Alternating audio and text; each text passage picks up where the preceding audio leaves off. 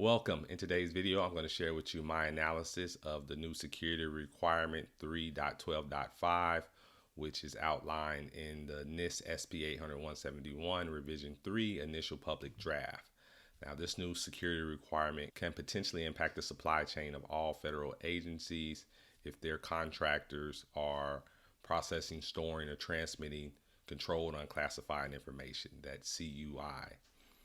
So certainly stay tuned to find out how 3.12.5 can potentially impact your business.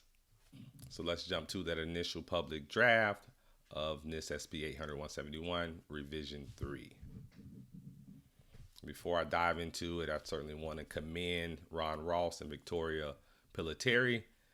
Based on my initial deep dive of this new draft for revision 3, they did a fantastic job. So not one, but 2 thumbs up. I'm certainly looking forward to seeing the final publication once all of the public comments are reviewed and potentially applied to help improve this revision even further. Remember to submit your public comments before the July 14th deadline. So if we look at 3.12.5, security requirement independent assessment. So that pretty much speaks for itself. And we know that at least in the defense industrial base, there has been a big buzz around CMMC, first 1.0, now 2.0, which is currently under rulemaking. But with this new security requirement in this SP 800-171 revision 3 draft, requiring independent assessment, so use independent assessors or assessment teams to assess controls. So we can conclude that NIST is referring to all 110 security requirements in NIST 800-171 revision 3. So essentially, this security requirement is expanding the scope beyond just the defense industrial base. So DOD has been leading the charge with CMMC, and see all of the headwinds and pushback and just political wrangling that DOD has have to navigate with publishing the CMMC rule. NIST, under the directive of Executive Order 13556, which requires a uniform marking and protection of CUI, that requirement flows down from the federal agencies to its supply chain. So those contractors that are processing, transmitting, or storing CUI on non-federal systems, that's the authority. Also, NIST is under the authority of FIPS publication 199 and 200, also FSMA. So under those laws and regulations, NIST SP 800-171 exceeds beyond DFARS, beyond the Department of Defense, to all of the executive agencies. So that is a major increase in the scope of requiring independent assessments, which could potentially impact all of the executive federal agencies. So if 3.12.5 makes it to the final publication for revision 3, then no longer can federal agencies accept self-assessments for their contractors that are processing, transmitting, or storing CUI. That's a pretty big deal. So let's look at the requirement. So again, use independent assessors or assessment teams to assess controls. Now we know CMMC has the CMMC third-party assessment organizations who are going to be authorized to perform those CMMC level 2 assessments under CMMC 2.0. Keeping in mind the guidance that NIST provides in this draft for discussion is that the discussion does not extend the scope of the actual requirement. So this is really just for informational purposes, but it gives us more context and insight into where NIST is going with this security requirement. So we have the independent assessors or assessment teams or individuals or groups must conduct impartial security assessments. And this goes on to actually define what is impartiality. What's the criteria for it? It means assessors are free from perceived or actual conflicts of interest regarding the development, operation, sustainment, or management of the system. So that means if you have consultants that's actually implementing your controls, setting up your program, helping you comply with NIST SP 800-171 revision 3, then they're not impartial, because if they're performing the assessment, they're really grading their own work. That's why with CMMC 2.0 requires that separation of duties, where the C3POs, those assessors, can't consult for you, prepare you for assessment, then conduct your CMMC 2.0 level 2 assessment. So to achieve that impartiality, assessors do not create a mutual conflicting interest. Keeping that separation of duty is going to be essential, a vital component of impartiality. And then this goes on for security requirement, gives us references, actually source controls, and then supporting publications. So we got 800-37, 800-53 alpha. Let's look at what's the source control. Source control goes, it takes us to cybersecurity and privacy reference tool.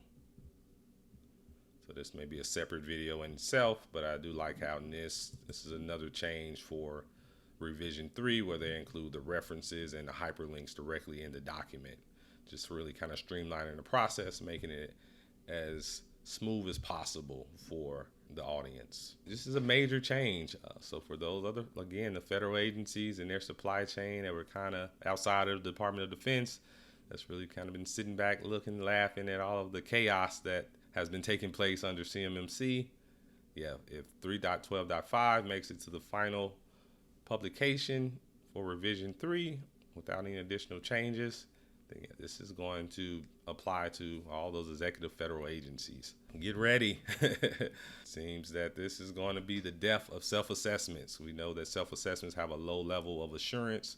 Organizations having independent assessments to assess their security posture provides the federal agencies a high level of assurance to know that, okay, they at least have those basic security requirements in place to protect the confidentiality of controlled unclassified information, our nation's secrets. And if you think about it, this is really in line with the private sector, where it's becoming really a cost of doing business to have a independent assessor or audit performed for your security requirements. So think about like SOC 2, Type 2, ISO 27001, High Trust, PCI. There's a long list of security frameworks in the private sector that require companies to get those independent assessments. Because again, we've learned that self-assessments, grading your own homework, is not an effective way to mature an organization's security posture and give their customers a high insurance that that company is at least meeting a certain baseline to protect their sensitive data. So overall, I think this is a good change and is really going to help have uniformity across the federal agencies, and hopefully makes the process, the rulemaking process for CMMC 2.0 go even smoother. But I know that all may be wishful thinking. Fingers crossed.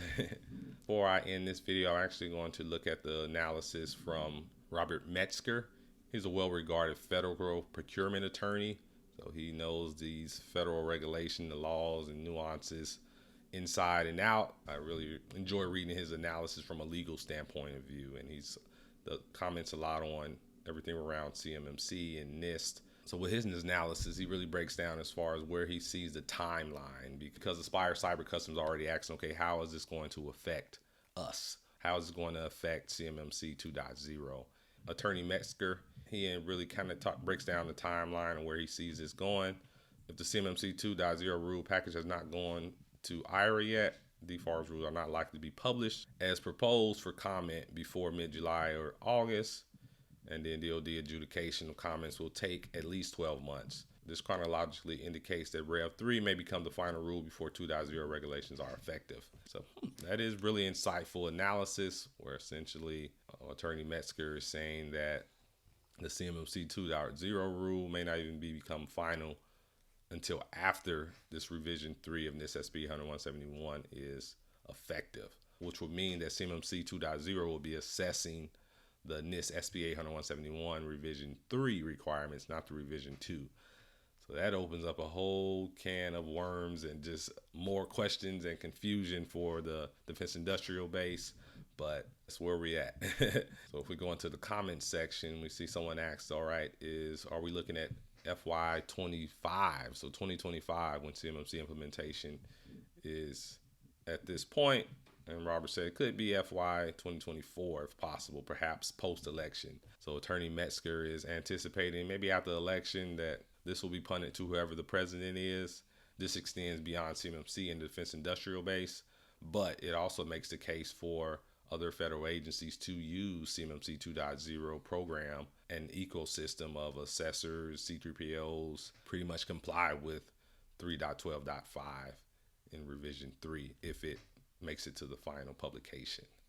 So it's all a lot to process, but long story short, cybersecurity requirements by the federal government are not decreasing, they're increasing, and it looks like NIST is moving towards independent assessors, where they're no longer going to accept your self-attestations, your self-assessments.